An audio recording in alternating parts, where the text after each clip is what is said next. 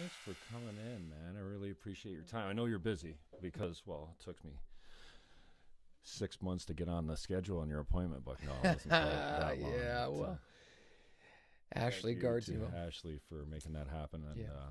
I'll pat myself on the back for following it up because, you send a request and then you don't hear anything, and you don't want to be a pest, and then next thing you know, you drop the ball. So, Well, I'm glad to be here. appreciate it, man. Yeah, appreciate you, my friend. So, tell us a little bit about, like, I don't know, start at the beginning, the day you were Sure. born. No, just a brief recap Yeah. as far as and you probably got this pat as far as answers go. I am, Yeah, I well, remember when I've you had a first came in. pretty interesting life, and it's really my parents kind of started off. I was born in California. Then when I was 4, we moved to Thailand. So I grew up in Asia, which was an awesome experience. I mean, as I look back, at the time I probably didn't fully appreciate it, but then at 12 we came back to Canada. Yeah, and then 16 years ago came here to St. Catharines. So I've had the amazing privilege to travel all around the world, and now I have the amazing privilege of getting to know this amazing community. It really is a great place, and my kids, this is all they know, and so yeah. That's what got me here. And then, so I remember the days when you came in under Pastor Darren, and Yep. you've heard me say that several times, man. You really get accustomed to your leadership and spoken word performances from the stage. You get comfortable with it. Yeah, And Darren he's got a talent for that kind of stuff. he really does. And so when you used to hit the stage as assistant pastor, we're like, oh no, it's Bill again. We'll come back next week. No, quickly, let's get out of here. Let's go grab. No, we didn't really do that, but I used to come with my mom quite a lot, and then Darren just had a really cool way. He really did, and he still does. He's brilliant. He's out in Vancouver. He is brilliant. Yeah. So cool. And then he really got me emotional a couple of times. And growing up Catholic and not really having a strong connection to faith, and I'm not speaking for the whole faith, obviously, but his closing got me a couple times. And with all heads bowed and no one looking around, he did this thing about raising your hand and copping to, maybe you're here and you're feeling this. Yeah. Maybe raise your hand. Maybe you're here and you're feeling this. Yeah. Well, this flood of emotion come out of me. I'm like, I remember going home to my mother. I went with a girlfriend of mine after having a great experience with the Abrahams, Yes. Brooke, when she died, a young girl, and totally predictable that she wasn't going to make it. The fact that she made it 4 was a blessing. Yeah. And the celebration of her life really got me. So when a girlfriend of mine said, "You should come to church with me," I said, "Oh, where do you go?" She said, "Central." I'm like, "Oh, I love that church." Because the soundboard is in my mind, right? I want to run that thing. And then I remember going home after that experience, after Darren brought me to tears in church. Like, I'm not just talking choked up. I was just, I say destroyed, not destroyed, but you don't expect to be emotional all the time as men. We don't seem to be that way that much, Right. although I see you on stage getting emotional quite a lot. And then I said to Mom, what's all this about? Yeah. Oh, that's just God coming into your heart. And it wasn't until later Pastor Topping said, well, he explained the difference between the head and the heart. And when it moves from head to heart, whether it's love or knowledge or just peace, the spirit can really mix you up. So Yeah, well, I think it's because we're all actually wired for it. I think we're actually made to experience something more than just the physical. I think that's why so many people are longing, looking for something, some kind of meaning or purpose. And so they try to find it in all kinds of things. We say, what's the purpose for your life? And we're trying to attach ourselves or feel this more. And I think it's because it's in us. It's the way we were made. And so when that part of us becomes alive, it's almost like it lays dormant, and then all of a sudden it comes alive. And when that part of you is fed and becomes alert, it's like, whoa, there's a part of me that I didn't even know existed. And that's when it really happens. That's the coolest part. Mm-hmm. Now, speaking about feeling comfortable with your pastor, and then Sure. and I kind of joke, but I think a lot of people feel that it's like, oh well, the main guy isn't here today, and I'm gonna have less of a message. And then, what have you done to bring your game around? Because now when Darren comes back, I love you, Darren. Is he watching? I'm like, oh no, Darren's here, but he's not. Like, wow, you've raised your game to a point. I don't know if it's just my comfort with you now. I know that your speaking has come a long way because, I'm so critical that way. So I wonder what you've done in your professional capacity as spokesperson from the platform that's made everyone else, me, for everyone else looking up and go, geez, I hope Bill's back next week, including a guy like Darren. Now he's when he comes in and guest speaks, I'm like, we love you, Darren. Yeah. I don't remember you using notes. He's like, this one was a tough one. And then I went back to a couple old sermons. I'm like, oh no, he does use his notes all the time. So I see you referring to notes, but I don't see well, I think for all of us too, there comes a point when you actually get to step into who you really are. I think there's an authority that comes with that, a comfort level. And once you really know, and for me, everything comes down to the why. Why do you do what you do? What motivates you? What drives you? And I think when you're given the opportunity to really be fully you and engage in you, I think that's what becomes attractive. And I think a lot of people have that part of them hidden. They don't explore that. So for me, there's obviously a skill part that I've developed and worked really hard at, but it's more of walking in confidence that this is what I was made for. And I think it's hard because it's not tangible. You can't put your finger on that. But when people are speaking or communicating and they really are convinced, and it comes out of a place of deep authenticity, that this is just my real thoughts. It's really me. And it's always risky to put yourself out there like that because, again, right? You're criticized at every turn. Everyone's analyzing. We live in a society and culture that gives nobody a break. There's no breaks. There's no grace. Like, you screw up, it's on the internet forever. And so it's really hard to be really authentic. And that's why I look at a lot of our politicians or public speakers and you think, man, is that really you? And when you kind of feel like it's a show or they're just trying to say words that they've rehearsed, it doesn't work. And so I think I've just said to myself, I'm going to just be me and really share only what I believe. If I don't believe it, I'm not going to say it. And if I don't practice it, I'm not going to say it. I think that's another thing that frustrates a lot of people. It's like, it's that hypocrite thing, right? It's like, okay, you said this, but it's not really authentic. I don't see it in you. So I think it's a combination of things. Stepping in your authority, practicing a lot, but then also just being who you were made to be. And I think that's where I'm at. And so I wanted to touch on some of the work, because when I describe you as a heck of a leader, because I see it everywhere. I see it in the parking lot, and I joke, I taste it in the coffee. and I hope it's a good taste. I'm not a huge fan, but I'm trying to get off the coffee anyways. But yeah, me too. Leadership obviously comes naturally to you, and or maybe doesn't. Maybe you got to work really hard at it. But I think you're a leader or you're not. You don't learn to be a leader. You don't learn to be a mentor. You don't learn to be an influential person in your community. You got to work hard at that. But some of the community work that you've done, we talked about the frogs. What color are they again? Red. Red frogs. Talk a little bit about that. Yeah. So, well, I think when you get opportunities, great leaders take them, and I do think you can develop your leadership. I think there are skill sets that you can acquire, and I think in some extent we're all actually called to be leaders in some capacity.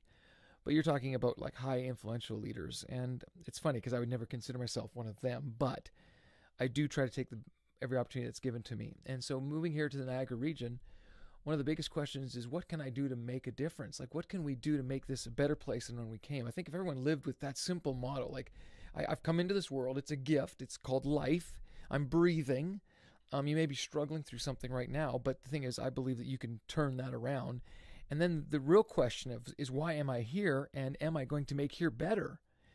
And so for me, that was a really big deal. And so my story really is couched in my mom's story. My mom grew up in a really, really bad situation.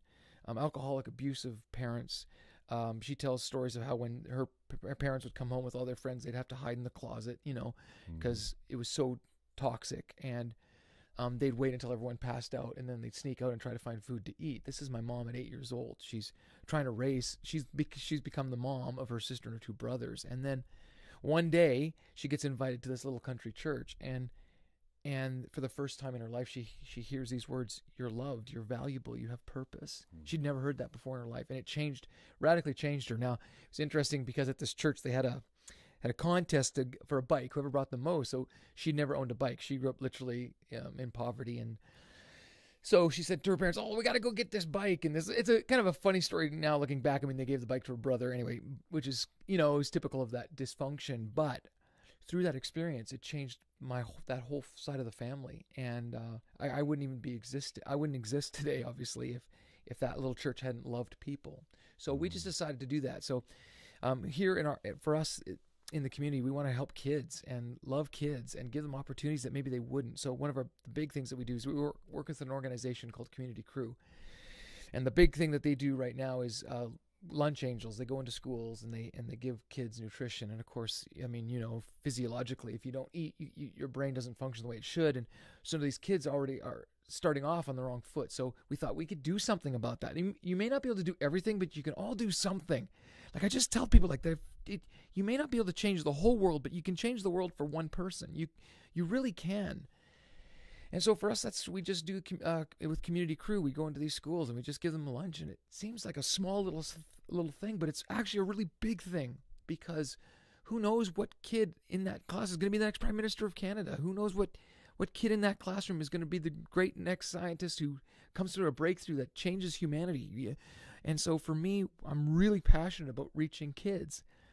And so that's what we do. We just go into schools, we give them lunches, and it's a really good thing. It's a really good thing. Cool. Bill Markham is my guest. Actually, Bill, what are you reading these days, bro? What are you passionate about?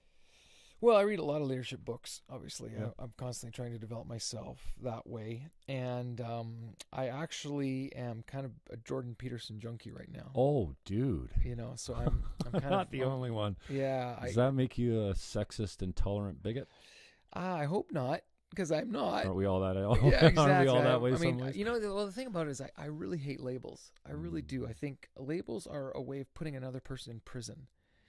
And we do that all the time with people, because the label carries with it all kinds of innuendos that aren't necessarily true of that person. I don't think you can ever define one person by one label.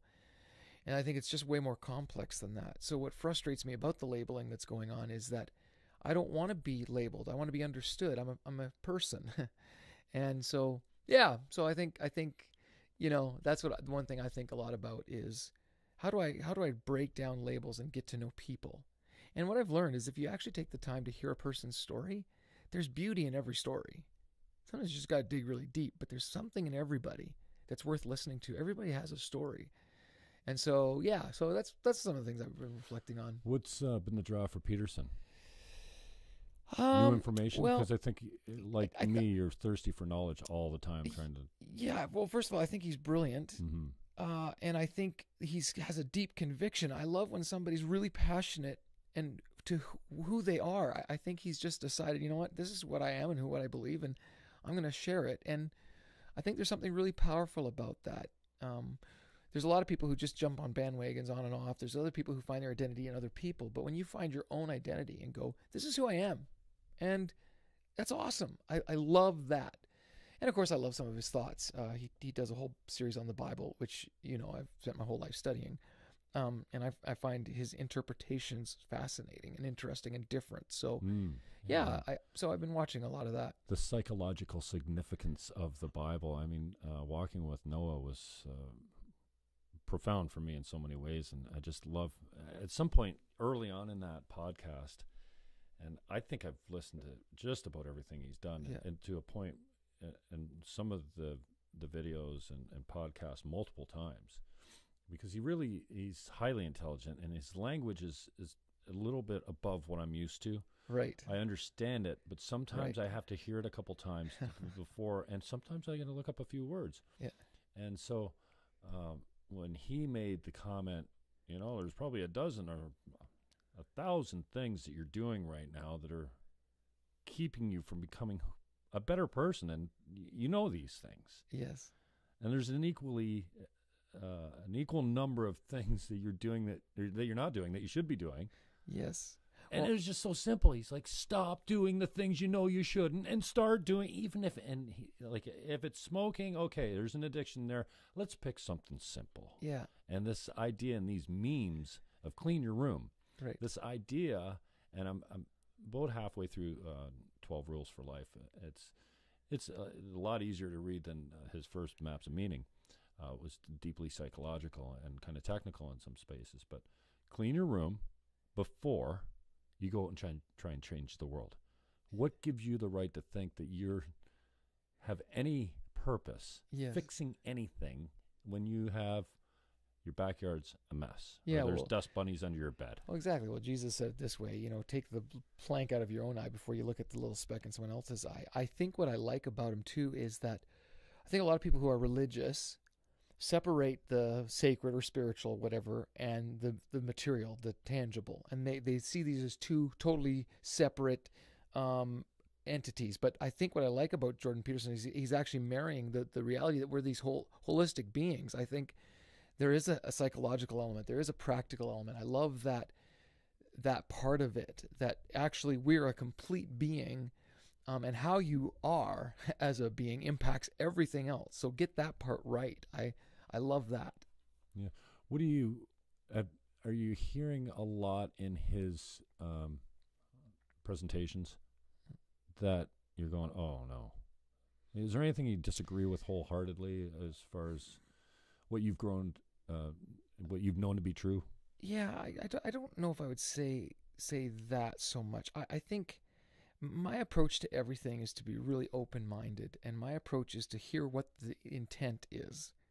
And so, of course, in any presentation, even my own, I'm sure there are things that you could say, oh, you could pick that apart, pick that, I don't like this, I don't like that. And of course you're going to find those. But at the end of the day, if you can respect a person for what their intent is, the motivation, what the driving force. And so I think, yeah, to be honest with your question, I haven't found anything that I'm like, oh, I can't take that at all. You know, it's completely disgusting. There's nothing like that. You're not easily offended. No.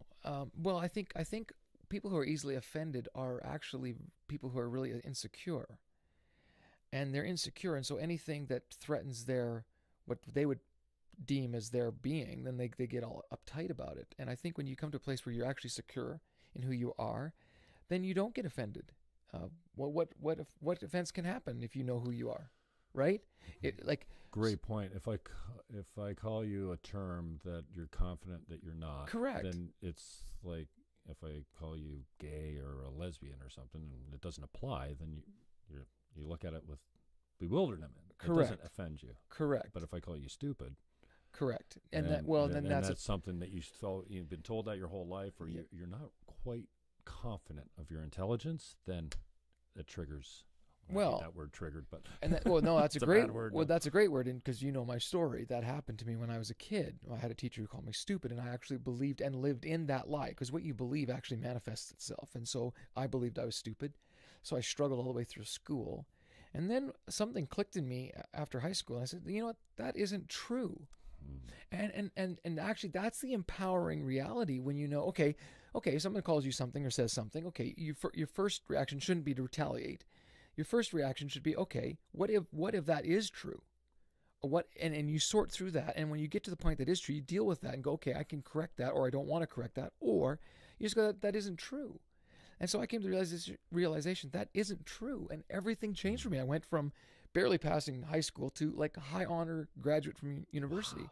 Yeah, it was weird. And you think, well, what happened? Of a lie that you bought into. 100%. Well, self-created almost. I mean, you had a trigger, you had some starter growth fertilizer, but then you perpetuated that lie. Well, there's power in your words. It's fascinating. The Hebrew word in the Bible for the spirit is ruach. And when you say it, if you put your hand to your face, you can actually feel the force of it. It's this idea that your words carry this force, this power. And that's why, in my opinion, God's word is so powerful. And people don't understand that. When you can read it or you can listen to it, but there's power in spoken words. So when you hear truth, that's what you were talking about with how you felt with Darren. You hear something and it elevates you. It's like, wow, that's a possibility that I hadn't thought of before. And I think that's the power. Power of speech creates possibility or crushes. It elevates or it diminishes. And so for me, when someone says a word to me, because I get words at me all the time, some very nice and kind, and others not so much because of what I do. Right. I go, okay, what if that is true, and what can I change, and what is not? And then you're right. There is no offense. There is no offense when you can live that way. Mm-hmm. Staying with Peterson, I've been obviously drawn in to all of his work, and I think he puts it best. People came here for the controversy because it was the pronoun issue. I think that drew me in first, or drew me to I saw him on Rogan. I think I'm a huge Joe Rogan fan, and it's kind of inspired this long form interview, commercial free type of, it gives me an opportunity to really go in depth and get to know the people I'm talking to and the subjects. Peterson's teachings on the big five personality type has got me really digging deep into it. And I'm partway through his future authoring, the past authoring, future authoring program that he does, and I think he claims it's got about a 20% reduction in dropout rates with high school and college students. Knowing who you are, who you were, and what happens if you stay on the same path, and what you can look forward to. But the big five personality type is fascinating to me from the standpoint that, first of all, I find it absurd that you can't say men and women are different without being sexist these days. We're different. Now, that doesn't mean one should be discriminated or treated differently. We should be treated equal, but not equal outcome, not quotas, which we're seeing all the time now. Men and women are different. Possibly races are wired a little differently as far as their tendencies and their personality types. So, and liberals and conservatives are different. And all of us seem to be at war with each other. And maybe it's just me, but I think, God bless him, the election of Trump has really brought a profound awareness for many of us, me anyways. The extreme, you can't hide if you're extreme view right now. And right now you have, I think you're being encouraged to say, hey, this is who I am. Alt-right, alt-left. The fact is, it's the majority of us, 95% of us, if you look at the bell curve, the numbers are really low on the extremes. Right. And in the middle, they're fat, and that's where we all live. Right. Where we all have overlapping beliefs and morals, and, we're kind of in the same direction. We're looking both ways and going, would you guys in the extreme shut the hell up? And so it seems to me that the extremists have a louder voice. The silent majority, the moderate middle, says nothing, basically. Right. Other than, would you guys shut up? You don't speak for me. Right. And then there's this conversation going that started by the extremes. And then we have to get somewhere we've come a long way. Yeah. Right. As men and women, as races, as Christians, non-believers, as whatever has divided us in the past. I think somebody had said the other day, I'm a member of a inferior race, the human race. Ashbu Schultz from USS said it perfectly. We all have one thing here that we share, a heartbeat. Yeah. I think we forget that a lot more. And I wonder what your thoughts are on, man, we're really different. We have different beliefs, different cultures, different personality types. I love the way he puts the boxes around these personality types. So the liberals are your artists and your teachers and your professors. And hey, what do you know? Our universities and our schools and our Hollywood is full of lefties. I didn't know that. And they love creativity, open borders, free thinking. They used to stand for free speech. They don't so much anymore because now speech is hate, right? Hateful. And then the conservatives love their boxes. They love their borders. They like the tight securities. They like immigration that's tight. They are more likely to be religious, to have respect for authority, to play within the rules. They run the businesses. The liberals run the businesses that they invent, because the righties don't have a creative bone in their body. Right. The lefties have all the creative. So your business is failing. You want to get it back on track. You bring in a lefty. You invent a new business. You're struggling to run it. You bring in a conservative to run it because they have all the good, great personality types. All the same with men and women. Women are, they're well, they're the giver of life. So they have some tendencies, some proclivities, and some personality traits that are productive for caring for life. They're highly protective. There are all kinds of things that men, well, same are, but we have our things that we go out and do. But what I'm struggling with is, okay, so we came from a pretty dark place. Mm-hmm. We've come a long way with racism, with tolerance. Oh man, the pendulum swung so far left. I mean, I don't know how. You have to be tolerant of the intolerant. Well, you should be. But moving forward, I think we forget we still have a long way to go. Mm-hmm. We're better at different things. And how are we going to bridge that gap to a point where we can actually continue to make life better for ourselves moving forward? I just see a huge ideological political divide between men and women, between Muslims and Christians, between believers and non-believers, and maybe not so much, but just profoundly right now, the difference between the right and the left, especially in the States, but in Canada too. Mm-hmm. And we are bitterly defensive of our positions. And this is, I don't know, I've seen a lot of people like me that once were in one political ideological camp. I've been a lefty for a long time. Yeah. Now I'm swinging so far right. I'm going, go all right, Doug Ford, undo everything Kathleen Wynne has done. So I wonder what your thoughts are on closing that divide and bridging the gap between what seems to be, a more divided population all the time over what we believe and who we are.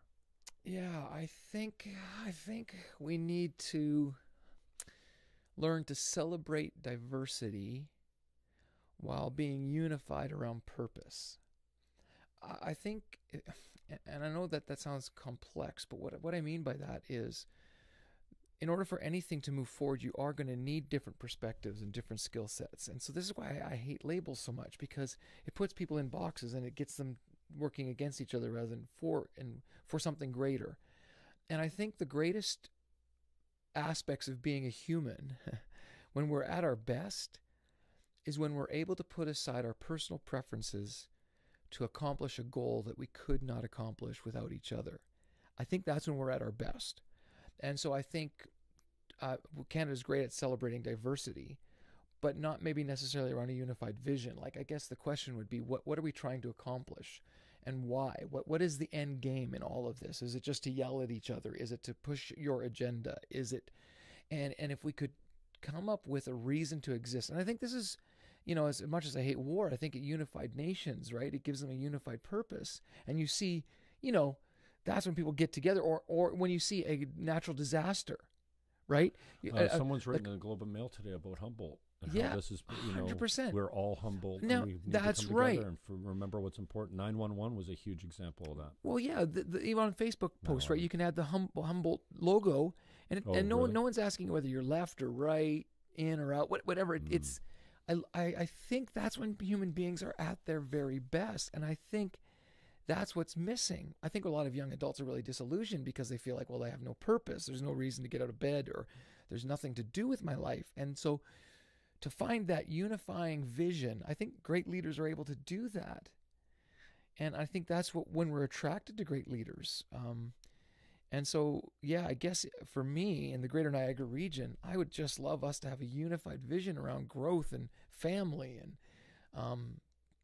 And so, yeah, those are the things that inspire me. And so, yeah, I really don't like to talk a lot about what separates and divides, because I just find it's not productive. I mean, yeah, we might learn something, gain something if we're open-minded, but most of those discussions aren't open-minded. They're just yelling matches. I'm telling you what I believe. I say this all the time to people who try to convince me of something. I'll say, you know what? You've trained yourself to answer every question I'm going to give you, so we're not going to get anywhere that way. And the truth is, I've been trained to answer any question you're going to give me, so we're not going to get anywhere that way until we strip away the ideologies and get really to the heart of it. Like, what motivates you? Why do you do what you do, Jim? Like, what drives you? Who are you, and what are you trying to accomplish? And then if I understand that and you understand me, maybe that's when the two of us figure out something we can do better. So I actually think that what we're doing right now is actually a celebration of that. You and I have a friendship. We have a connection. This is something you're passionate about. I like talking. So we come together and we hope together that this actually, someone out there listens and changes maybe the way they think, helps them become a better person. That's our why. And if we were just arguing about ideologies, we wouldn't get there. But if we as human beings could just stop the tension and start celebrating, okay, how do we accomplish something better together? I mean, that's when the magic happens, right? I think that's when we're really at our best. Danny Lamb gets in here. He's watching live on Facebook. Thanks, Danny. Great line. I don't want to be labeled. Yeah. I want to be understood. Great conversation here. Happy I tuned in when I did. Now, labels are wholly appropriate, though, and so are stereotypes. I mean, in the States, many Mexicans are gardeners, landscapers. Right. That's just, they've been drawn to that. There's 45% of them are. Yeah, but is that something they've been pushed into? Yeah, absolutely. Right. So it doesn't make it untrue that many people are, and just like the stereotype, or not stereotype, but the personality types, we have proclivities and natural tendencies. I know, but we won't break the cycle if we keep the label.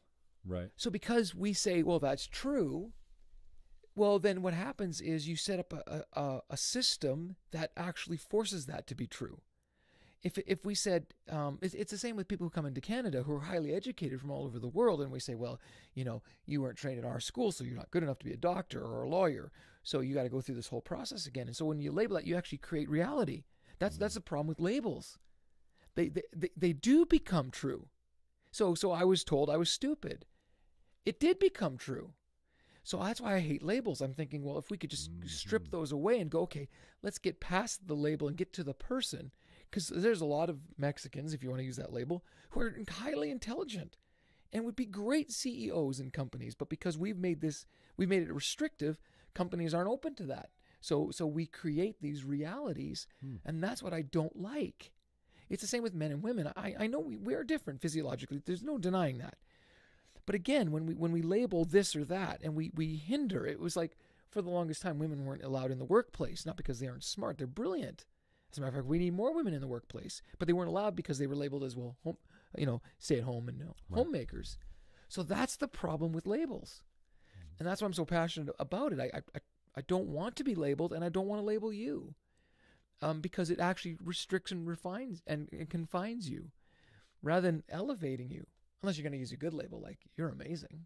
That's a good one. I'll take that. It's this idea that all discrimination is bad too. Well, we use discrimination all over the place. Like I have a tendency for women I find attractive. I can't do anything about that. Right. I don't. Right. But maybe where does it become? Where's that line? I don't. Yeah. I'm looking for a specific line, but there's fair discrimination. You can discriminate against intelligence. Employers do it all the time. Right. But unfair discrimination against your faith or your skin color or what have you. I mean, that's unacceptable. But discriminating over intelligence has been acceptable for some time, and nobody ever says, "Well, I'm unfairly discriminated against because I have a low IQ." Right. Well, I think what you're hitting at is actually what I call wisdom. There's always still a need for wisdom and discernment, and those things are in life. When you meet people or in social constructs or you're going through, like, you need to be able to navigate. Yeah, is this person safe or dangerous? You need that wisdom, or I need a specific skill set for this. So wisdom dictates, okay, you fit that better. I think wisdom elevates. Wisdom is appropriate. It's discrimination. It's when it's unfairly put on you that, right? And I think that's where I prefer the word wisdom. You must use wisdom to navigate life, because there are dangerous, toxic people, and there are situations you shouldn't get in, and there are certain people who deserve to be in certain spots than others. That's just wisdom dictates that. But when you're not allowed to be in a position because of discrimination, or you're not given opportunity, that's the problem. I think this is what Jesus came to fight against. I think he came to fight against any time we restrict and define and limit human beings. And I think that's why he was called a friend of sinners, because he was willing to elevate people beyond the social status that had been put on them. Labels were common in his day. Oh, you're this, you're that. And he actually saw people. And so he offends people all the time because he's hanging out with people. You're not supposed to hang out with that kind of person. Why? Because here's the label. And he's like, well, but they're a person. And I think that is the secret sauce. If we could see people honestly the way God sees people as incredibly valuable and incredibly worth investing in and listening to, I think we would change the world. I really do. You spoke about common purpose. What do you think we could rally around? And I guess you got to rule out love your brother. I mean, everyone should be doing it. Of course. I think we're not very good at it. And, I often push back against when, I don't know what verse it is love your neighbor like yourself. Yes. Well, I think today's society is not, the population or people in general are not good at loving themselves. We do all kinds of things that tear and destroy ourselves down, including our own lies and addictions that we continue to put up with. What do you think a common purpose would be? In the Niagara region? What if in the Niagara region we decide that there's not going to be a single child who lives in poverty? What if we decided that we were going to give every child who lives in our area the opportunity for a legit, solid education and a real opportunity to take opportunity, whether they use it or not, take advantage of it or not, but not being limited because they live in a certain area or they go to a certain school or whatever. No limitations. Imagine what it would be like for the community to rally around that and say, we're going to ensure that every kid gets the very best opportunity or chance in life. What would it look like if we were to rally around giving employment? Like what would it take for everyone to have a job? No, I'm not saying there's going to be people who maybe don't want that, or but what would that look like? These are the real issues that are real people are really going through, and I think we need to focus on how can we elevate our community. I think that's why we live in communities. I think it's why we as human beings have always been drawn to tribes. We want to be a tribe so that we feel like we belong, that we've given opportunity, and I think there's power in that. Mm-hmm. But I think in our culture, we've bought in fully to this individualism that, well, how do I benefit? Or what am I going to get out of this? We vote that way. We vote for the platform that's going to get us what we want. We make decisions based on, well, what do I think is best for me? And at some point, I think this is why Jesus said you have to die to yourself. At some point, you have to go, okay, the world doesn't revolve around me, and I've been put in a community, and so how do I serve others? And there's no better example. No one can argue this. There's no better example than Jesus at this, at serving people, loving people. And I think that's why people were attracted to him, and I think that's why they killed him, because people are threatened, people who want power, people who want their way, people who don't want to give in. They killed those dreams. But that was a setup. That was all planned. He came here to die. Yes. We didn't have a choice in that. Well, we were putting him down. But again, I think it was because he had to model something for us. We can't understand things that we don't see. And so how do you understand what it means to really love someone enough to die for them unless you see it? And I think that's the power of the cross. I think there's all kinds of stories around that. We create all kinds of narratives around why he did that. But I actually think it's because we need to see it. And he said, okay, I'm going to show you the full extent of love. I will love even to death, and show you that even doesn't stop love.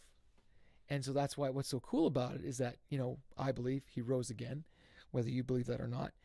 And that this community now, you can't dispute, it's spread all over the world. There's this ideology, or if you want to use that label, which I hate, all around the world. And I think that's the power of it. That's the power of it. Mm-hmm. So I think we, in the same way, we speak, we manifest, and then we perform based on what we've created. And if we created a new narrative where I'm going to help wherever I can, I may not be able to do everything, but I can do something, that would be powerful. Now, you touched on tribalism, which is something else I've tried to study to get to the bottom of. We certainly came from tribes. 100%. We know it well. We even see it in chimps, our closest DNA relative. They practice war. They don't have religion. They practice war and genocide, kidnapping, murder of the males, and I think I've come to understand that we've come out of our tribes, and there's a deeply important thing about having a tribe, right? And this is why from what I understand, veterans come back and struggle with PTSD. Great. They miss their group. That's right. And they come back and they have a hard time managing without it. And now, as we've come out of our tribes, and I think this is proper, and maybe you could tell me your thoughts on it, we pretty much put the focus on individualism, maybe collectively, but the value is down.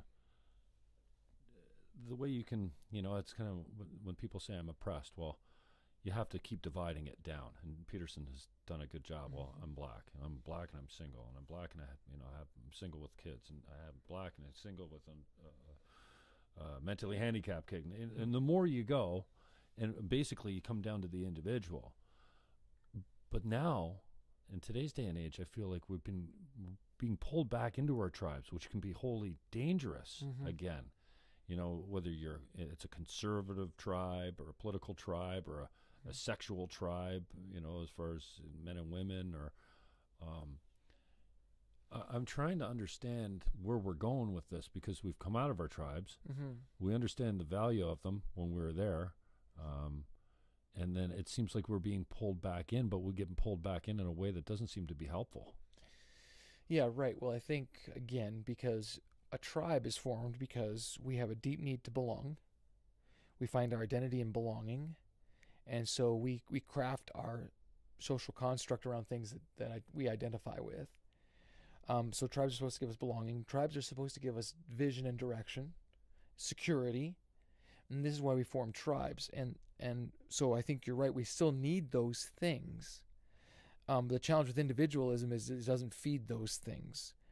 And the other problem is now we form tribes, but we form tribes around what we're opposed to as opposed to what we're for. If we could form tribes around what we were for. So I think this is actually the power of the church, or what it's supposed to be, whether it achieves this or not. And I know there's a lot sometimes that it has failed in this, but it's supposed to be a place, and this is what we worked at Central really hard to do, a place where you can come, no matter who you are, no matter what your background, no matter what your story, and you can belong. You can belong before you even believe that we're going to accept you, your story. We're going to listen. We want to be a part of that journey. And then, yeah, as you belong, you start to unpack, these are the things that we believe, the values that we believe together that actually we think elevate all of us and elevate the community around us.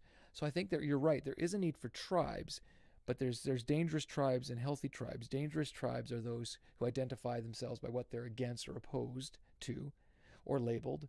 And then there are tribes who go, okay, let's figure this all out together, that everyone actually belongs and everyone has a part to play. And what does that look like? I think that is what Jesus had in mind when he created, so to speak, the church. And yeah, we've not done a good job of that, but I think that's the intent. Tell me a little bit about the growth of Central Community Church as far as, when you came in. How many people do we put through that church on an average weekly basis, would you think? Over 2,000. Okay. And what's a packed house look like numbers-wise? We can realistically get about 1,000 people in one sitting. Okay. Yeah. And how has that grown since you've come in, even under Darren? Have you seen the numbers go up? And then more importantly, and we talked about this a little bit in men's group, and please don't let me forget, something that I just find so helpful and interesting and supportive. What do you gauge what's your metric for success? Sure. Well, for me, I mean, the metric for success is life transformation. And I know it sounds like an ethereal, ideal word, but I really love it when somebody opens their eyes to a new possibility. And I've seen that in you. And so I think that's the power of the story. And for each person, it does look a little bit different. But when we got here, there wasn't really a clear vision or direction. And so I think the first thing you need to do in any organization or any family. So if you're watching and you're in a family, if you're watching and you own a business, if you're run any kind of organization, the very first thing is you need a really clear vision. You need a really clear why. Why do we do this? And so for me, my why has always been because people really matter to God. And so they should really matter to me. And so then we began this journey of actually creating a culture, because once you have an idea or the why or the vision, then you need to create a culture around that. It has to become the DNA. And you actually touched on it. You said, I feel it in the parking lot. I feel it in the coffee. That's the culture part. That's when it moves from an idea and it starts to actually manifest itself, not just in the leader, but in those who are being influenced by that leader. So then that once you create that culture, then people are either attracted or repelled from that culture. So for us, we've worked really hard at Central to create a culture where, you know what, you really are welcome. You're welcome, and we want you to feel like you belong, and we want you to feel like you matter, because you do. And we want to hopefully, inspire you with a new possibility, a new way of thinking, a way that will actually propel you forward as a human being. Because I actually believe that everyone is created in the image of God. I believe that. And so I think that part of us needs to be awakened. So why have we grown? I think, there's an organizational part of it. As you grow, each time we hit a growth barrier, we started at about 400, then we went to 700. That was a growth barrier. Then about 1,100, 1,200. And each time you hit a growth barrier, you got to restructure. You got to reorganize. You're talking about weekly participation? Yeah. Okay. Wow. So then you got to reorganize. You got to reorganize because what you do. So, and just let me stop you there. Yeah, sure. So when you first came to town, you were putting about 400 people a weekend? Yeah, there's through? about 400 people who'd come on a weekend. Yeah. So. And how many years? 14 years? 16 years. 16. Yeah. And so we've hit our next growth barrier, and I actually believe we're going to break through that, and we're going to see a dramatic growth spurt again. But every time, so going back to this vision, no matter who you are watching this, you need to ask yourself personally as an individual, what's the vision for my life? Like, why do I get out of bed? And it can't be to pay bills. I mean, you're made from way more than that. Don't settle for that garbage. Then the second thing is you got to go, hey, what's the vision for my family?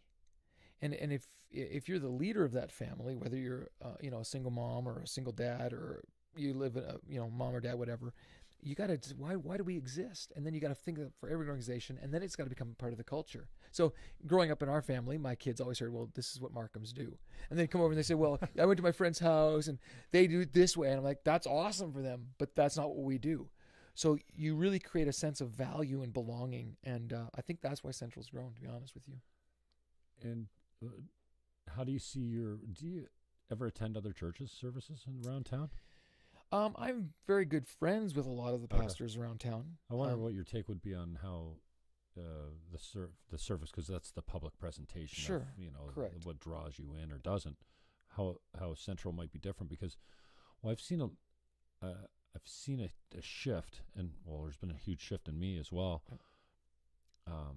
To I don't know this Furtick style, for lack of a better term. People that don't know Stephen Furtick, the pastor at Elevation Church, again, charisma, deep, a good-looking young guy with game who doesn't just read from and he's got a style that's really like he gets wound up. Yeah, he does. I love that. I don't know why, because I'm not a rah guy. I've never been when it comes to church. But do you think there's a new communication style, or a new, I don't know what they call it, as a cross between celebration and entertainment? I don't know. I know what you're saying. The old school guys will go, oh yeah, well, it's not, Christianity isn't all about the rock and roll show. Yeah, I think the word you're looking for is relevant. And relevant can look different. That's the great thing about that word. Relevant means I've taken the time to really understand who's in my community, and I've really taken the time to think about what would meet their need, what would be relevant or interesting or engaging to them. And I think that can look a lot of different ways, and I think there's a lot of great churches in the Niagara region, I really do, who are relevant. The other word I think you're looking for is authentic. So Stephen Furtick, I will never be Stephen Furtick, because he is who he is, but he is authentically himself, and he's very relevant in the sense that he's engaging. He talks about things that I actually want to listen about to. So I think we've worked really hard to be relevant. And I actually think, despite common misconception and labeling, that the Bible is relevant. There's a reason why the Bible has been the best-selling book forever. There's a reason, because if people who read it properly and apply it properly find its relevance and application in everything they do. And I think when churches struggle is when they actually stop understanding that the Bible actually is relevant to their context. Because culture is always changing. Context is always changing. One of the great things about being a human being, too, is our ability to adapt. We adapt really, really well. unfortunately, some structures and organizations can't adapt or won't or don't. So that's why big box companies will shut down. They'll go bankrupt. It's why entrepreneurial enterprises on the other side move ahead, because they are relevant and authentic. So for me as a personal individual, I ask myself, am I relevant? So I stay relevant by coaching volleyball. Like, I just hang out with kids, and I listen to what they listen to. They get in my car and they listen to their music, and I hear what they're talking about. And I try really hard, even though I'm an old guy now, losing my hair. I really try to understand where they're coming from. And then authentic is, you come hear me. I'm just me. It's like I'm nothing special. I'm not. I'm a normal human being with normal struggles and normal ideas and failures and faults and flaws. But there's something that's changed inside of me. And that's the story, right? The story is, okay, here's what I was or what I struggled with, and here's how I've been able to overcome it. And with God's help, that's what we, in Christianese term, is our testimony, right? It's our story. And everyone has a story, and everyone's story could be better. And I think God wants to infuse his story with our story. So it's like his power with our story to make something beautiful. I think that's, again, where it's at. Yeah, we made many strides on those. Numbers are really impressive, and I know there's different metrics that you can celebrate as far as success goes. How has the message changed in its delivery, if any? Well, I think for me, and again, let me just talk to the metrics piece for a second, because I think people get caught up in the numbers, and they think that's our metric. That's how we measure success, and it really isn't. I'll tell you how we measure success. We measure success by every story of someone's life who's been radically changed. So, Jim, you are actually a part of that. The fact that we're sitting here talking, the fact that we're friends, the fact that we hang out on Thursdays is a successful metric for me.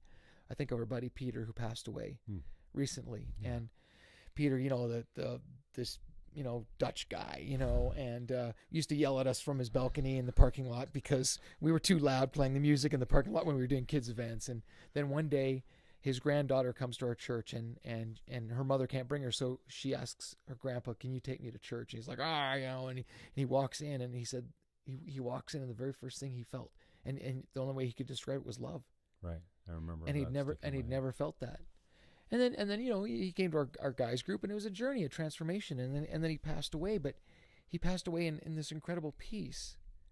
And so I think of stories like that. I think of stories of some of the kids from Lunch Angels who've come, and now they're bringing their whole family, and they've got a new perspective, a new outlook on life. They actually believe that they can be something.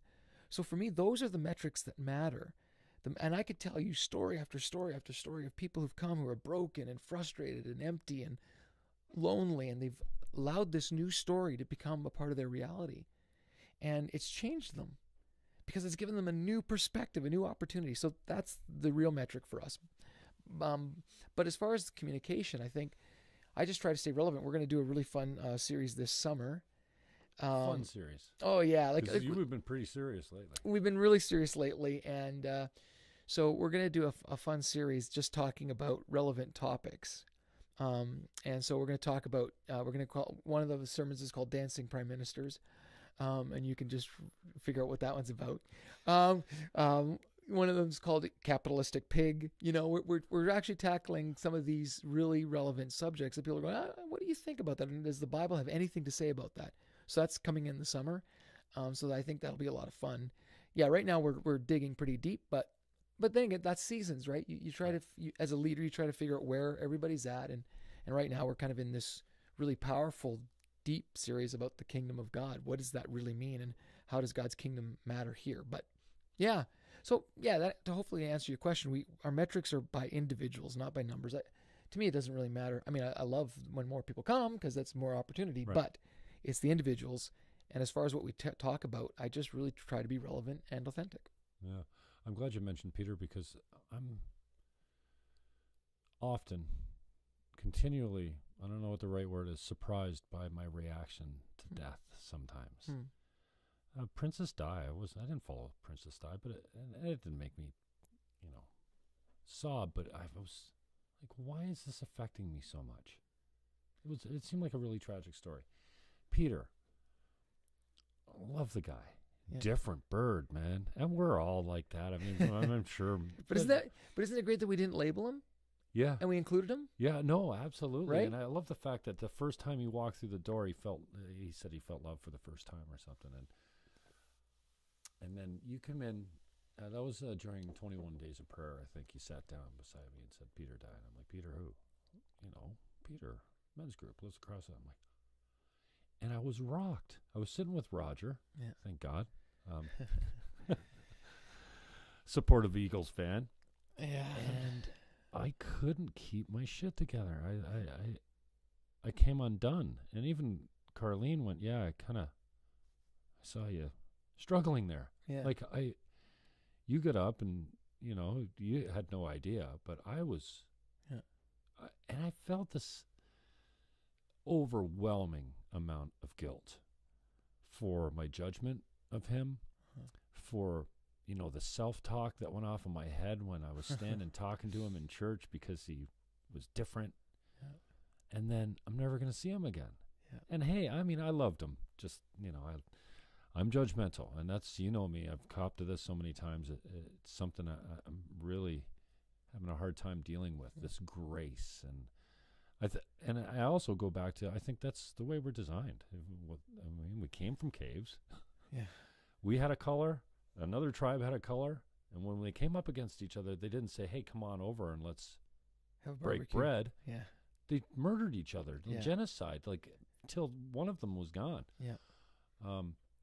And so I wonder, you do this an awful lot. Yeah. As far as, it is your job to be at the bedside of a guy like Peter. Yes. And I know that, I did my mother's eulogy. I just went into business mode. I went up there and I kind of did what I had to do, and then I sat back down and lost it. I wonder your thoughts on common threads of people. I just have a strong interest in people that are there at the last moment. My mother died in my arms. Right. That's only, I don't hope that I have all too many of those experiences, but you've been there when their last breath has been taken, what, hundreds of times? More? Yeah, maybe, yeah. I wonder what they're talking to you about. We all have these people that say, well, you know what you don't talk about on your deathbed? Yeah. Well, you've been to so many of them. Yeah. I wonder if there's a common theme or thread or Yeah. dialogue that I know, you must have some of the similar dialogues, but what comes from the dying that must strike you? Yeah, well, I want to touch on something you said first, and I think, the question is, why does death impact us so heavily? And of course, there's the piece of loss, which is really important to grieve.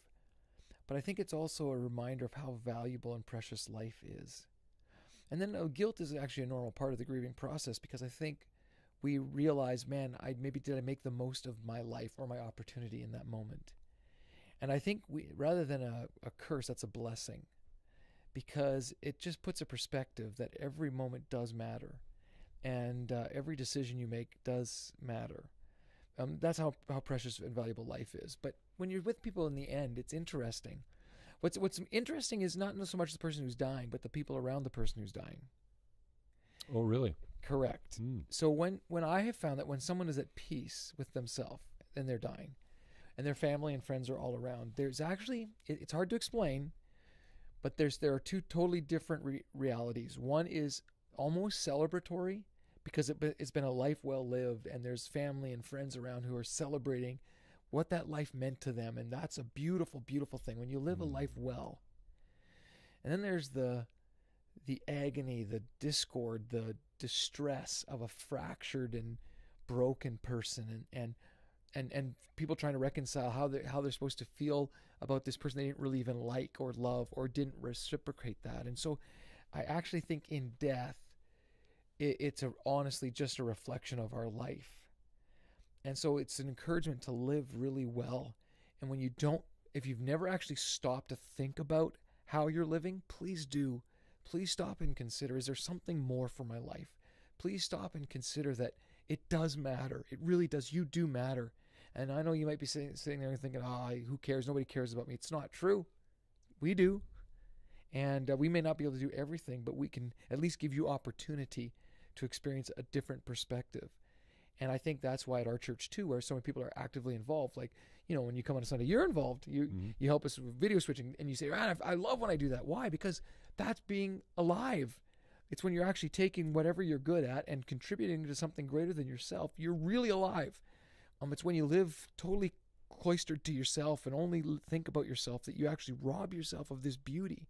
So I think at the deathbed, you see how a person lived. It's reflected in the people around them. And of course, there's some people in the end who are panicking. You know, they want to make sure that they're right, they're going to the right place or whatever. But I think that's just simply a reflection of the life you've lived. So live well. That's what I take away from it. It's strange to think of as, you know, the deathbed as being a beautiful place, but I think the first time I was exposed to it was my fiance at the time, our uncle Aldo Mantini, who was the inspiration behind Wellspring Niagara. Okay. And Mantini picked up, you know, we didn't have a cancer support center, and Aldo's, you know, he had to go to Hamilton for treatment, and took him quite often, and you know, she picked up the ball from the business standpoint as far as like making it important to her because it was important to Aldo. And they're Italian family. Yeah. And that room was, it was, for lack of a better word, beautiful. Right. And I felt privileged. I didn't know Aldo all that well, but he was such a good soul. 31 years old. Right. And just a sense of humor that would get you every time. And he was the first one to throw a jab, which I love. Right. And sad and absolutely beautiful to be in that room at that time. And you know, I don't know, I often think of my mother's, it was beautiful to have her, you know. I wish she was still here, but she died in my arms. I mean, at least, you know, we had that. So I've grown on that, in that department where I can find beauty in something. Brooke Abraham's funeral. Yeah. That's like, if it wasn't that day from my mother saying, you going to Derek, you know, thing for Derek and Sue and Brooke, like, okay, well, I'll go with you if you want. I wasn't committed to going. Right. I didn't even know Derek that well. Right. And I'm walking in and I'm like, wow. And back in the day, the drum kit was enclosed in a plexiglass room. Yes, it was. I'm like, oh, look at the video screen's like 20 feet wide. The platform is it's a rock and roll stage, man. Like, look at this place. We got carpeting, padded seats, central air. I didn't have any of that at St. Alfred's. Well, they had central air. I joke about being Catholic, but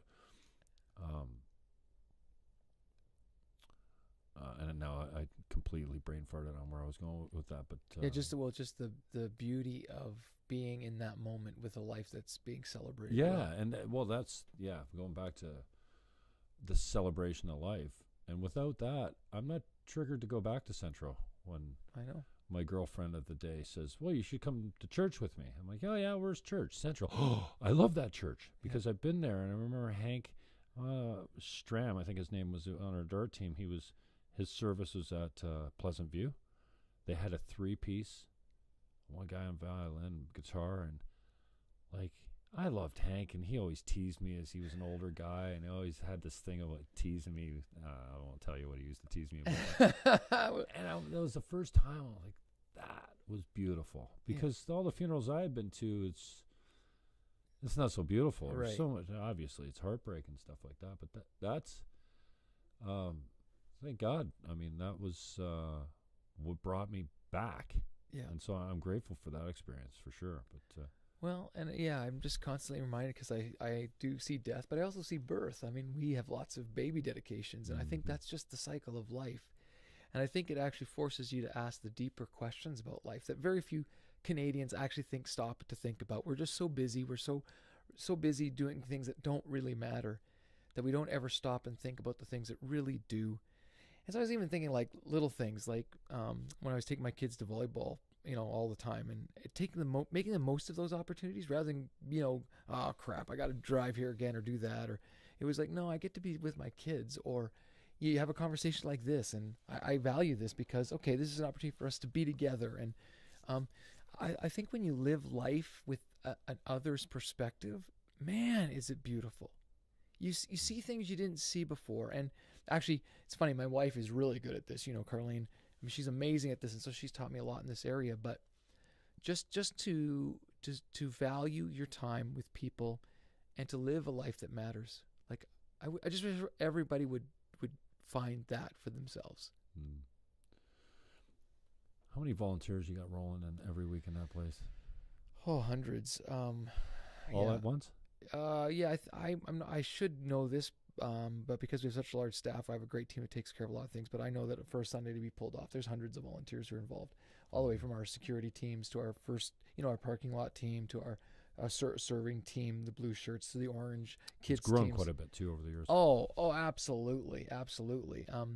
And so yeah, we've actually grown past our capacity, and that's why we're building out on York Road, and hopefully that starts soon. But yeah, I think if you come and experience our volunteers, they love it. And why do they love it? I mean, who in their right mind, like think about it this way, for our musicians, who in their right mind gets up on a Sunday, 5 o'clock or earlier, to get there for 6 for rehearsal, and stays till 1, and these are young people who like to sleep in or whatever. And I think it's because when you tap into purpose, it fires you up. Like, I've never, honestly, when I've had purpose in my day, I've never had a problem getting up out of bed. It's when you don't have purpose. And so here's the thing. How do you create purpose in everything you do? Because not everything in life is necessarily driven toward purpose. You may be stuck in a job that you don't think there's any purpose in it, or you might be, stuck in a life situation that you don't think there's any purpose. And I would challenge you on that, because I would challenge you to open your eyes and look around, and the purpose is actually right there. You just don't see it. And so I can remember when I was working at Boston Pizza as a service manager. That was kind of my first gig, and I saw purpose in even the tough one. They called me the Terminator because I'd take every table that no one else wanted, and the reason I did that was because I thought I could find purpose in that, and I got more. It ticked everybody off, because I'd take these hard tables and get a tip. They'd say there's no way they're going to tip, and I don't want them, and I'd take them, and they would. Why? Because you gave value. You simply listened and saw the person. And I learned in the service industry that if you value people, people respond. So there was purpose in it. Did I like working until 2 a.m? No, not always, but I found purpose in it. And I found purpose in closing, because after we'd close, we'd all sit around and talk, and I could have these really cool interactions with my team. I found purpose in it. And so if you find purpose, I promise you, it's not hard to get out of bed. And it's not hard to work hard. I work really hard. And that's why my schedule, sorry it took me so long to get here, but I work really hard, but it's because I find purpose in everything I do. Everything I do. Coaching volleyball, I find incredible purpose in that. It's not about winning gold medals, although that's fun. We do. Just throwing it out there. I've got 8 or 10 of them. Yeah, exactly. But counting? it's because there's purpose. I love being with those kids. So, man, when you tap into that, and I think, honestly, to be totally honest with you, that's why, in my opinion, following Jesus is the way to go, because he gives you purpose. You can't read the story of Jesus and not see that everything he did was purposeful, and you can't hear the words he spoke and be challenged to live a life of purpose, and you can't try to follow in his example without that driving force. And so, yeah, I just wish everyone would have purpose.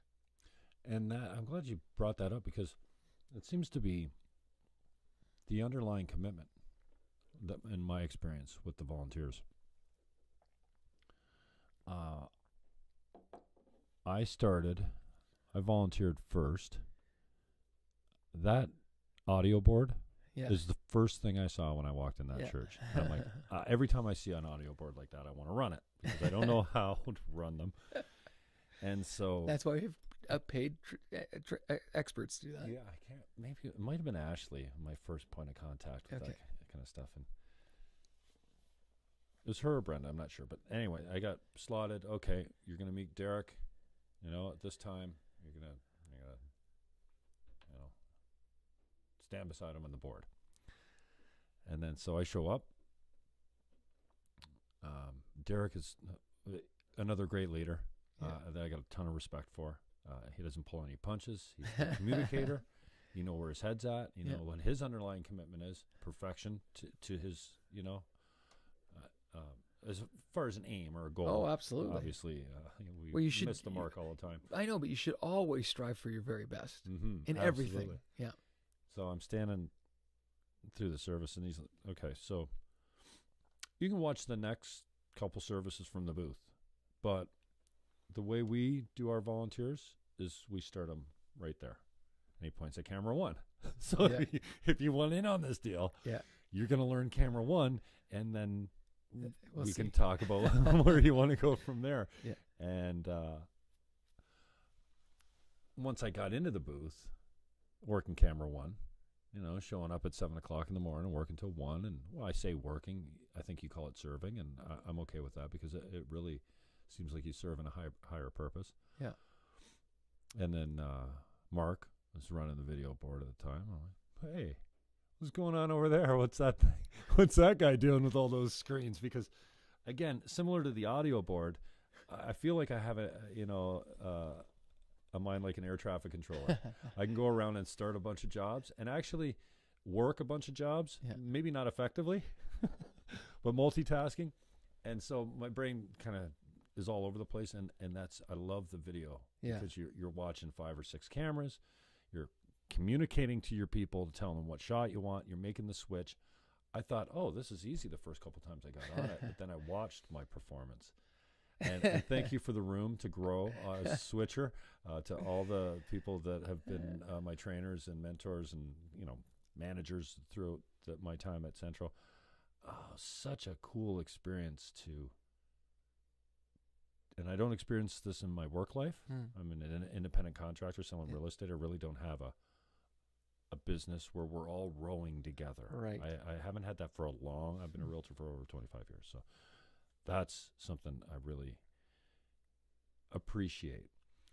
And then the fact that we're all going in one direction is great too. But then the hearts of these people, and I've told you this story before, and again, I think it points to leadership filtering right down to the parking lot. I mean, I pull up with Charette, my girl at the time, and that used to be such what a beautiful place for us when we're rolling together, and just we couldn't get close enough to celebrate this, just sitting there. And so I pull up. I'm always driving when we're together. I pull up, and this guy comes up to to her side of the car. I'm like, what's going on here? Does he want us to move, or what? Like, what's he doing? He was getting her door. Yeah. He opened the door. Welcome to Central. Big smile. Just a tiny, really black with thick accent, and it's what's going on here? Oh, welcome to Central. I got out, and I'm like, dude, I thought you were going to tell us to move the car. That is so cool. Come on. I love you, man. Yeah. I'm telling a stranger, I do that a lot. Hug this man in the parking lot and just tell him I love him and thank you. And so that's something that's really filled me up. And then once I got on video, I spent probably a year doing camera, and it's great. Move, zoom, focus. Move, zoom, focus. Move, zoom, focus. And I love the communication with the video director, even though it's mostly one way. You just do what you're told, and you execute the shot. And if he keeps saying camera 1, you're doing a good job. You got the right shot. If he's not going to you, you don't have the right shot. And then, but I came out of that booth there about 3 weeks ago, or maybe a month ago, and it was just like I'd come off the radio. I was higher than a kite, man. And I remember when I used to get done at the station, I'd come out of the station and I'd be like a kite, man. And you couldn't knock me off that game all day, because I just spent 2 hours on the radio. I did what I thought was a successful job, and different from how I watch myself on video these days. And I came out of that video booth going, oh man, this is so full. But you know why? It's because you tapped into purpose. You tapped into it. Expand on that, because I don't. Okay, so purpose. Yeah, I'm making. We're all going the same way. We're making. We're bringing God to people. Maybe and make the videos look good. Purpose. I don't know. Yeah, and I'll tell you why. Because the culture at Central has always been, this could be the Sunday that, and we fill in the blank. This could be the Sunday that somebody who's just brokenhearted, something tragic has happened this week, comes, and all they need is to know that they're loved and accepted. This could be the week that a person comes in and they're wondering whether life is worth living, and they're actually even questioning that. And just, so today we're going to get the opportunity to tell them, no, you do deserve, you should live, and it's worth it. And this could be the Sunday that somebody needs a life transformation or needs to see a different perspective. This could be the Sunday that somebody's been asking their friend to come to for 12 weeks, a year, and they say, okay, fine, I'll come. And they're going to be blown away and surprised like you were when you walked in. This could be that Sunday. And what if this Sunday you could impact somebody in a way that would impact them forever? That's the culture we've created, that it says, listen, so that you're not just giving a cup of coffee, if you work in the cafe. You're not just wiping a baby's nose if you work in the nursery. You're not just switching dials, pushing buttons and switching dials. And because you hear me, my spiel, right, every week. You're actually doing something that could be the difference. So for you, video switching, there's people who watch all over the world. So what if that you do such a great job that people are engaged and they watch, and that could be the Sunday that they say, my life does matter. There is something more. So that's what purpose is. Purpose is when you tap into that thing that's bigger than you and you just jump into that river, and that's why it feels so great and why it's so easy, and you can spend 5 hours and you're like, well, that felt like 30 minutes. Because the torrent of purpose is so powerful. And so I think for us and for you and for everyone who's listening, just find that. And we can't find it on our own. That's our problem. We need help. And I think that's where the church comes in. It's a group of people who are trying to figure it out together. We're not perfect. We don't pretend to be. You know that. We don't have it all figured out. That's okay. But we're trying to figure it out together. And I think that's what makes it work. And I think that's what you're trying to articulate. Its purpose is when I'm doing something that's bigger than me. That's why when you go on a missions trip, if you ever get a chance, you got to go, man. Next time we go, I'm gonna personally invite you. You come with me, because there's something about that. Or if you've ever served and whatever, ever done anything good, that just done something that's good with no expectation of what you're going to get back in return. That honestly, that is the highest high you'll have. It is, and you know this from personal experience. And I know it from personal experience. When you give something with no expectation of what you're going to get back, I don't care if I get a pat in the back. I don't care if they say thank you. I don't care if I get remunerated. I'm just doing it because it's the right thing to do. That is purpose, and that's awesome. Yeah, and that's funny you put it that way, because I don't. I just feel like, hey, I'm doing my job well, or I'm learning a new skill or something. I come out and I'm up here. I'm not really engaged in the conviction that, I'm making a difference for my fellow man. But today. you are. Yeah. So whether you acknowledge it or know it or not, you are. So that's what you've tapped into. See, here's the thing about it. Part of the thing is going into it without that expectation or knowledge. Really, well, I guess you should be conscious of it as well. 100%. They always remind us. 100%. That's why we remind you every week before we start. This is why we're doing it. This could be the Sunday, and it does matter. Man, it does matter a lot. And for me, it's always, we think our culture is so big, and like, unless you're a superstar, you're nothing. And that's a lie. If I live my whole life and I only make a difference for one person, my life will have been well lived. If I, at the end of my life, have my kids who still love me, and I have a wife who still loves me, and I have friends and family, and I have a few people who maybe say, you know what, my life was better because Bill was in it, that's a life well lived. It's so simple. What's more than that? Yeah, it's so simple. We've made it way too complicated. No one's going to care what kind of car you drive when you die. No one's going to care what kind of house you live in. No one's going to care how much money you made or what your title was. Who gives a rip when you're dying? What they are going to remember is the investment you made in them. I don't know, parents will say, well, I'm investing in my kids because I'm paying for all their stuff. Well, you know what your kids want? They just want you to be present. You know what people just want? They want you to be present. And this is why I always say with Jesus, on the cross, he, I always, make this thing, he died for our past so we can be free from it. And he has our future, and he has those things stretched out on the cross, and he's just present in the moment. And I think that's the power. Have purpose in the moment. Okay, so you feel like, my whole life is a screw up. Forget it. Today's a new day. Live in the power of purpose today. And I'm so worried about what tomorrow's going to be. Don't worry about tomorrow, Jesus said. Tomorrow will take care of itself. If you can find that purpose in today, it's beautiful. Today will be an amazing day. You'll go to bed and go, wow, today was a good day. And that's all I want for people. Honestly, that's why I do what I do. It's why I chose the occupation I did. It's why I get fired up about every weekend, and I get fired up about every day, because I have an opportunity today. I don't know what it's going to be. I don't know, and that's not out of my control, but I can make the most of every opportunity, even if it's, being really kind to the server at the restaurant and giving an extra tip, or whether it's, acknowledging someone who no one else acknowledges, or helping someone who can't help themselves. Whatever that looks like, every day you and I are given an opportunity to make this world a better place, so take it. Did you have to overcome any stigma from the old Central, what was it called before?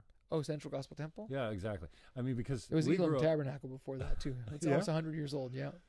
So I wonder, the faith, the denomination hasn't changed, right? I mean, no. We grew up cafeteria Catholic. I don't know if that's disrespectful, but I mean, we went to church on the important days, Easter, Christmas, what have you.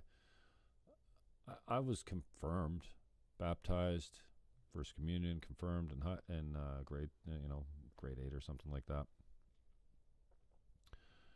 In the North End, we used to run from the bus, right? Because if you got on the bus, you were going to come back a changed person, for better or for worse. Yeah. They had candy or something, and they were ruthless recruiters. Yeah.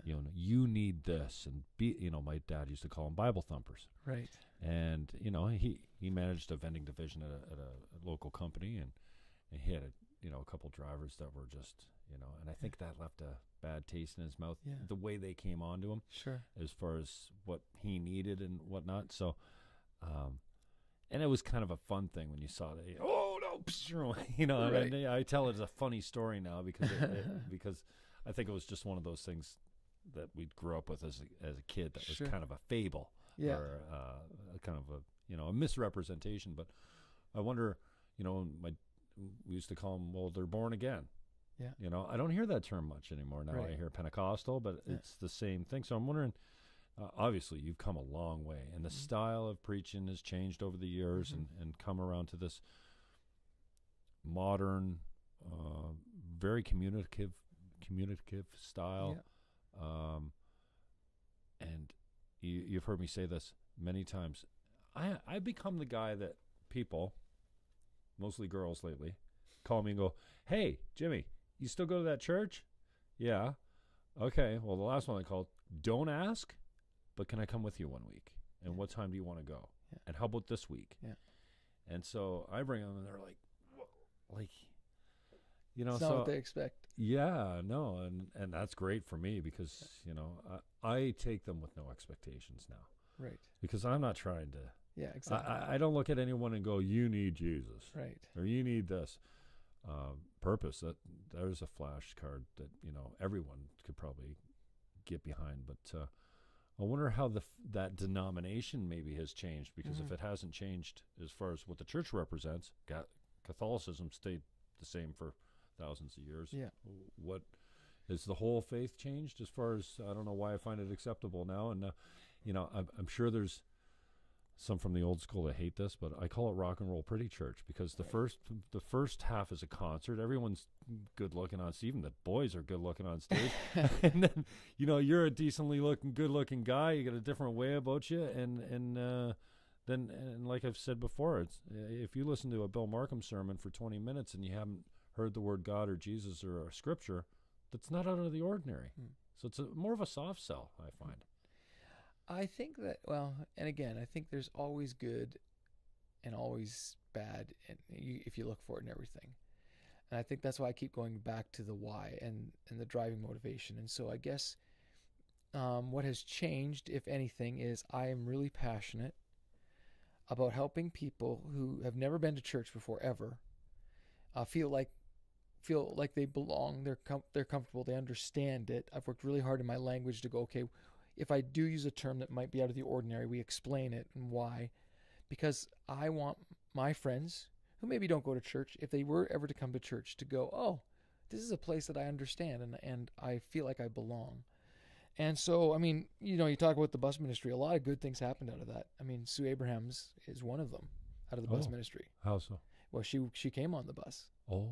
Yeah. So you see, in everything there can be some good. Sure. Oh, yeah. And but and I make fun more than oh anything. yeah, no, I totally get it. But for me, it's how we've just tried to create a space that if you brought somebody, or if you're watching and you come and you've never been to church, you'd go, oh, wow, I did not expect this, and you actually understand it, and there's something to take away from it. So yeah, I think, and that changes, right? Because culture changes, music styles change. I mean, like, Yeah. right? So we try as best we can to play music that you'd kind of maybe hear on the radio that wouldn't be out of the ordinary. Oh, Imagine Right? Dragons. Oh, I cover know. was off, and David does I just know. a great job up there. And if people are watching, you've never seen it, go on our website, centralcc.ca, and just look at that, the Kickoff Sunday and the Imagine Dragons cover. But again, we recognize music is just a tool. Everything, communication is just a tool. Right. And so we want to make sure that the tool is sharp, so to speak, and we also want to make sure that the message is clear, that the tool is working in the function that it was designed for. And so there's nothing more frustrating than trying to hammer in a nail with a wrench. It doesn't really work, right? You got to know what tool you've got, make sure or trying to cut wood with a dull blade. So sharpen your tool, which is for us is music and communication, and make sure the message is relevant. You mentor all over your life. I guess you're a teacher, leader, all over the place. I didn't know you're I knew you're a volleyball coach, and I knew you took it seriously. And I'm pretty sure you're as competitive as they come. Maybe a little too competitive. Yeah. I may have been. I love the stories, man. Yeah, I may have gotten a yellow card or two in my life. Maybe. Talk to me about the kids and how that fills you up. I get, I talked to you about Benjamin. Yeah. I just, oh wow, I love the kids is the wrong word because they're young adults. There you go. Nothing more filling than mentoring someone there. Yeah. And I didn't know that people like go to that school specifically for the volleyball program. And we're talking about Eden, just in case knows that you're the volleyball coach. Just the girls? No, I coach boys and girls. Yeah. Okay. And right now we're doing co-ed, so that's cool too. Co-ed volleyball? Yeah. Competitive co-ed volleyball? Yeah. Yeah. The girls play in the front row, the guys play in the back row. Well, of course, the girls are going to be in the front. Yeah, exactly. Yeah. No, it's yeah. It's a lot of fun. I think I love it so much because if I can invest in a kid to the point where they actually believe in themselves, and to be honest with you, it's beyond volleyball. Yeah, you can be a great volleyball player, but there's more in you, and I want to call that out of you. So we did this thing before our Ontario Championships this last year with the girls, and I just went around the room and I said, I'm going to tell you something about yourself that I see in you that maybe no one else has ever told you or has seen in you. And it was this really beautiful moment, tears were shed. Tears, I was going to say. Yeah, absolutely. But again, it was because I wanted each of my athletes to know that their value went far beyond their athletic ability, that there was something in all of them that someone just needed to call out and believe in. And so for me, I coach because I love volleyball. I mean, my wife, I will tell you, I'm a junkie. Like, I watch volleyball all the time. It's a bit of an obsession. No, well, it's the collegiate channels, or you have a special sports package for this? Yeah, I got the. Well, you can get Canada West has every game. So with Trinity Western University this year, I watched every game they played. You get that where, on cable or? Yeah, no, you just go online, stream live. Okay. Yeah, live stream, and I watched the American University of Hawaii for whatever reason. I like watching them play, and so I watch it, But for me, I love volleyball, and I'm passionate, and I'm very intense, and I have been known to lose my temper, which I'm working on. What's losing your temper look like when you're Bill Markham? Oh yeah. F-bombs flying? No, you got a dirty mouth? no words, no words. Usually, something might get kicked over, or something might be snapped, just on occasion. But those are very rare and few and far between. Awesome. But no, so as much as I love volleyball, I love letting these kids know you matter a lot, and that you have actually something to contribute, and don't get labeled or defined by being a volleyball player. Don't get labeled and defined by whatever. You're more than that. So that's why I love it, to be honest with you. Mm-hmm. You know, I love it when you scold from the platform. I know you do. Because I think we're all we all need it, frankly. Yeah. I think we lose track of our purpose and our humanity and our tolerance and our love for each other. You know, Yeah. I'm a Philadelphia fan because Philadelphia, that word You actually should be scolded means for that. something. You deserve scolding for that. That's terrible. And I haven't heard you scold us from the platform No, lately. not yet. That means one's coming. So if you're going to scold I'll let you know. the congregation, I'll let you when would know. it be over? Well, for me, you know me. It's usually over when we don't treat people with dignity and respect, when we don't value. That was the last one. I think I remember you talking about a hat. Yeah. Somebody getting a hard time about a hat. Yeah, well, someone. wearing a Well, a hat. kid wore a hat into our church one day, and an older gentleman knocked it off his head. And as soon as I found out, I These said, older guys need to be dealt with. I had Well- somebody complaining about the volume the other day. I'm like, dude. "Yeah, well, how old are you? No. but you know what? You're right. Well, but they do deserve respect because we wouldn't be there without joke. them.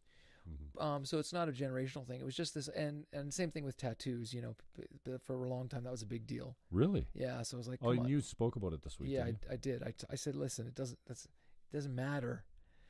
But some people it really does. So I got to be careful with that. But for me, no, I get frustrated like Jesus did when religious people use their religion as a weapon.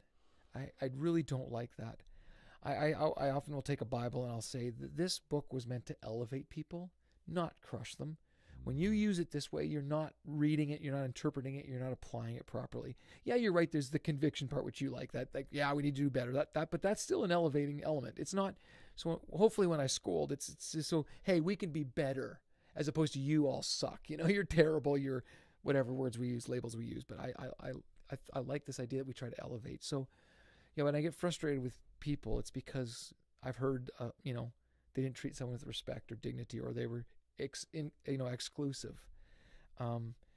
We try really hard to be inclusive. It doesn't mean that we don't have our core values and convictions, because we do, and we won't compromise. As a matter of fact, we're not getting a government grant this summer because we wouldn't compromise on some convictions, and because we refused. You're not alone in that. What's that?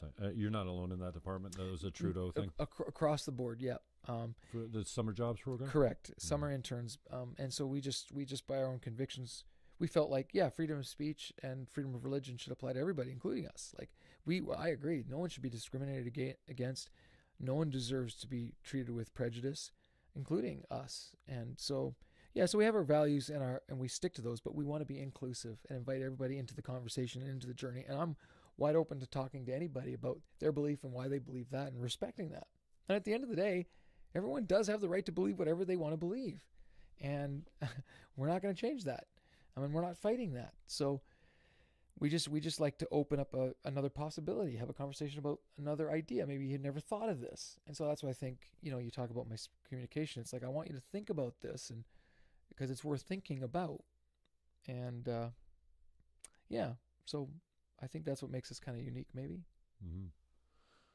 Can you speak to the new build at all and how that kind of came upon you, and how difficult it's been to stay on the path and stay convicted to something? I mean, there's got to be a whole bunch of question marks at the beginning of like, okay, how are we going to pull this off? And exactly. So Yeah. York Road is a new build, and I know there's been some processes that, you know, need to be detailed out as far as before you break ground. But yeah, so it came out of this conviction, actually.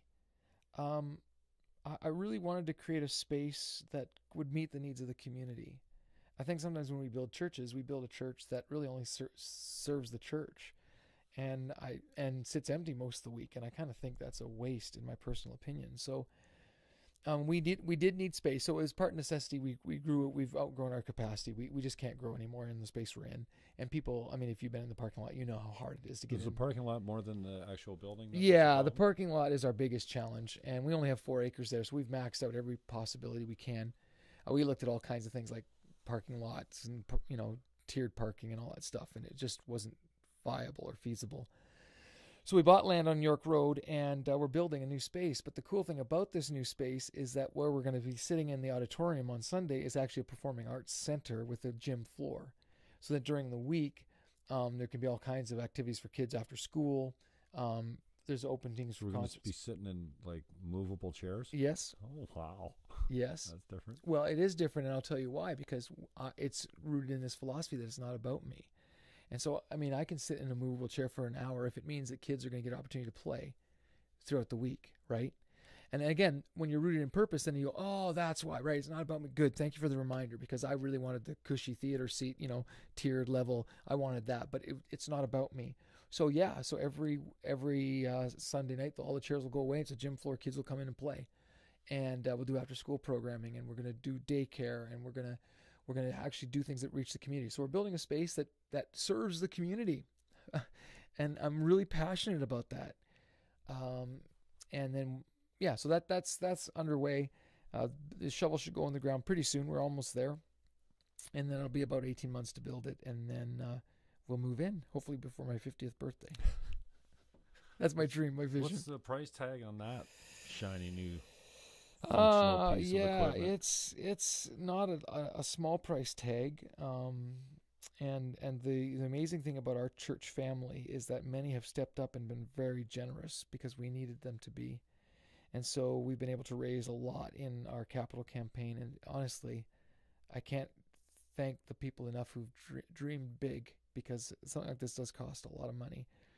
And then, and then the rest we're just going to try to work out some creative investment ideas and thoughts. And so, yeah, it's a big price tag. But again, when you have a purpose, and if it can reach the community, and I remind myself, if it can reach one, just like someone reached my mom, changed her life, then it'll be worth it. Mm-hmm. Yeah. Tomorrow morning, where are you going to be at 7:30? Well, I'm normally at Guys Group. Okay. But tomorrow I'm actually driving up I have district executive meetings, so I'm going to miss you tomorrow morning. Okay. But I am at church every Thursday, usually 7:30 for Guys Group. Yeah, let's talk about that. I'll be there. Yeah. It's awesome. Man, how long has this been going on for? And you're right, it is awesome. And at least 5, maybe 6 years. Yeah. We meet every Thursday morning. I went out morning. with a girl over a summer, and it's great to get perspective from someone that doesn't know you all that well. Yep. And I remember it was Wednesday nights back then. That's right. And I come out of there, and I call her, and I'm like, blah, blah, blah, blah, blah, blah, blah, on and on. She's like, here, listen to me. You listening? Don't stop going to that group. Yeah. And she was a believer, but she had a couple beautiful kids that were great kids, and I never had known her to go to church. Right. But she had no problem talking about it and bringing it up, and she said, you are so lit up when you leave on Wednesday nights. Yeah. And I remember I haven't seen Johnny around for a while, but he stopped that place. Like, it felt like the earth stopped for a minute. Yeah. Like the ground shook or something, and I remember going, whoa, did you feel that? And I kind of consider myself the new guy. Yeah. Even though I will accept it. I have taken a leadership role here and there, and I'd love to,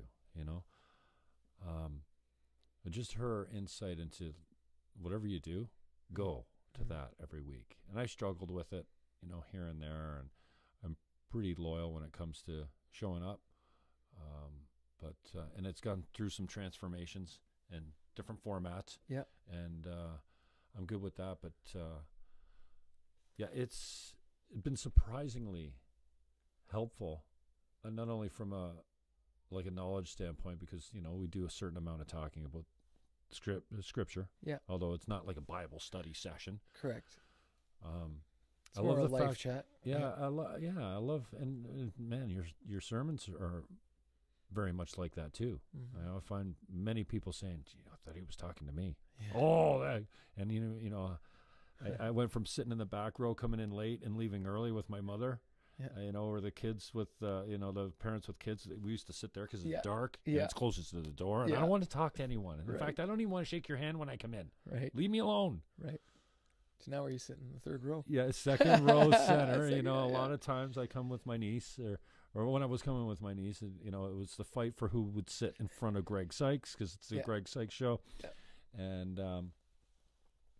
when you would look at me, anyway, I know you don't see very well with the lights in your face, but and I heard so many people say, yeah, I really felt like he was talking to me, like he wrote that sermon for me, and that's talent, man. I know what that's like to be sitting in the audience, and I wasn't familiar with what it was like when you looked at me and you nailed something I was struggling with, and I asked you to stop doing that because it makes me feel like, stop looking at me when you're nailing it, man. But maybe you're nailing it for a lot of people.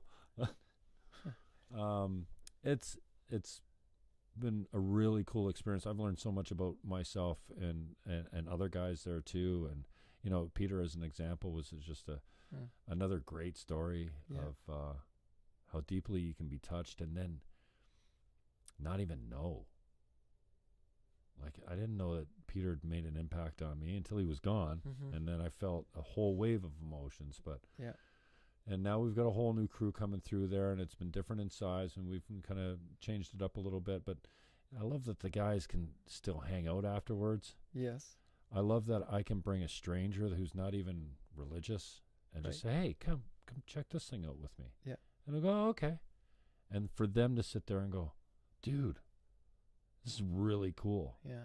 Supportive learning environment, and also a connection that I think is really maybe not missing today, but maybe not celebrated as much as far as men go. Yeah. Men celebrating men. We seem to have all kinds of groups designed for women, but not so much for the men. And then the stereotype and the label. Yes. You know, men don't talk. They don't communicate well. They don't get in touch with their feelings. Well, in our group, that's not true. Yeah. We dive deep. And we get vulnerable. Yeah. And we get honest and truthful and just say, I'm a broken down car on the side of the road. I need a tow truck. Somebody help me out. So well, I think that's really a good analogy, because I think it's like an electric car, right? An electric car has a battery that runs for a certain time. You got to plug it in again. And I think we all need those places where we can plug in again and just, you know, refuel our battery, so to speak, or recharge our life, be reminded about what really matters. And I think that weekly connection point for you is that it's that charge up again to go, okay, I can do another week, you know? And so I think there's a lot of power in that too. Yeah. The connection between the guys has been an amazing experience. And something I've benefited from quite a bit. So I appreciate your leadership around all that, and I appreciate you coming in. We're coming up on 2 hours, so I'm going to cut you loose and get you out of here. Is there anything finally that you want to say inspirational to anyone that might be watching that's, I don't know, just if I could just encourage you that your life really matters, and you're important and you're valuable. And if you don't feel that, could I encourage you just to check out a church or ask somebody, talk to somebody. So I just want people to know that they really do matter. They matter to God and they matter to us. So thank you for letting me be here. It's been awesome. It's always fun talking to you. Yeah, I appreciate it, brother. Yeah. Thanks for the time and coming in. And it's been great. And good. We'll miss you on Thursday, but we'll see you next Who's Thursday. coming in? Johnny's coming in. John Gallo? Yeah. Okay, cool. Bill Markham is my guest. He is the lead pastor of Essential Community Church. If you're watching on YouTube or Facebook, you know already, but that's my old radio upbringing. Tomorrow, Sandy Annunziata, he's the chair of the NPCA and regional counselor for Fort Erie, elected in Fort Erie. So we're going to have some pretty good conversation with Sandy Annunziata tomorrow. Pick up where we left off with Dave Barrick on Monday. So thanks for checking us out. We'll talk to you soon.